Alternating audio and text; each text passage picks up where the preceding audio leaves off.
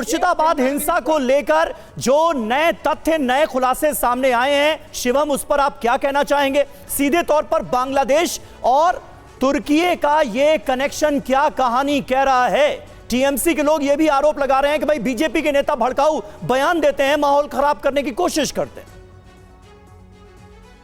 देखिए समीर जी, सबसे पहले तो मैं एक चीज कहना चाहता हूं कि ये कनेक्शन निकल कर आया है, जाहिर है इस पर जांच होनी चाहिए, लेकिन एक चीज मुझे समझ में नहीं आती। 2023 में दंगा हुआ रामनवमी के समय, 10 से ज्यादा लोग घायल हुए। वो जांच पहले पुलिस को गई, फिर वो सीआईडी को गई, फिर वो सीबीआई को गई। 2024 में सेम वही दंगे रिपीट हुए और 2025 में भी सेम दंगे रिपीट हो गए। बस इतना है कि रामनवमी से 2 दिन बाद हो गए। अगर आप इस तरह के भाषण देंगे कि इस देश में और सिविल वॉर हो जाएगा, ममता बनर्जी, अगर वक्फ बिल पास हो गया, कानून बन गया, तो मदन मित्रा कहते हैं हमें अपने कार्यकर्ताओं को जो है हथियार की ट्रेनिंग देनी पड़ेगी। कोई कहता है कि हमारे पास 1 लाख लोग सड़क पर लाने की हैसियत है, हम उनको लाएंगे। आप अगर इस तरह की चीजें करोगे, लॉ एंड ऑर्डर आपसे चल नहीं रहा, साल दर साल दंगे हैं, यात्राएं आपके सामने निकल नहीं पाती, उनको सुरक्षा आप दे नहीं पाते और तमाम तरह की चीजें। मैं एक चीज जानना चाहता हूं, अगर इस तरह की स्थितियां हैं तो आपके प्रिकॉशनरी एक्शन क्यों आ रहे हैं? जीरो है। आप खुद लोगों को स्टेज प्रोटेस्ट कर रहे हैं, मैनेज कर रहे हैं। सबको पता था सेंसिटिव जोन्स में किस तरह की स्थितियां हैं। रोजाना 1000, 2000, 5000, 10,000, 20,000 लोग अगर सड़क पर निकलकर रैंसम करेंगे, भड़काऊ नारे लगाएंगे, वाहनों को घेरेंगे, दंगा करेंगे, ये सब होना है। इन जो फ्रिंज एलिमेंट्स है उनमें घुसकर फायदा उठाएंगे, इस तरह की कोई चीज निकल कर आ रही है।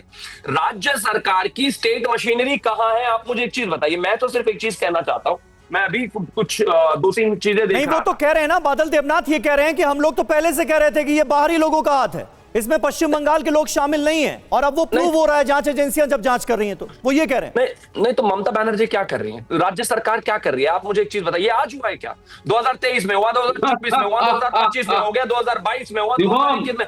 ये हंसी मैंने पहले बहुत सुनी है।